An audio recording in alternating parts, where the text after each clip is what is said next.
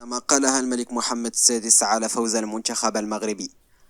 هنأ العاهل المغربي الملك محمد السادس نصره الله يوم أمس السبت أعضاء المنتخب المغربي بعد التأهل التاريخي إلى النصف النهائي لكأس العالم المقام بقطر. وذكر بيان للديوان الملكي نقلته وكالة الأنباء المغربية رسمية أن الملك أجرى اتصالا هاتفيا مع رئيس الجامعة الملكية المغربية لكرة القدم فوزي القجع ومدرب المنتخب الوطني وليد الركراكي، وأعرب لهم عن أحر التهاني للاعبين والطاقمين التقني والإداري الذين قدموا أفضل ما لديهم وبصموا على مسار رائع خلال هذه المسابقة الرياضية الكبرى.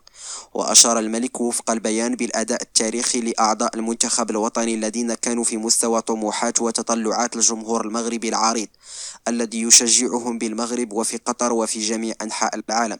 ودعا العاهل المغربي أعضاء الفريق إلى الحفاظ على نفس النهج في هذه المسابقة ومواصلة تشريف كرة القدم الوطنية ورفع العلم الوطني عاليا.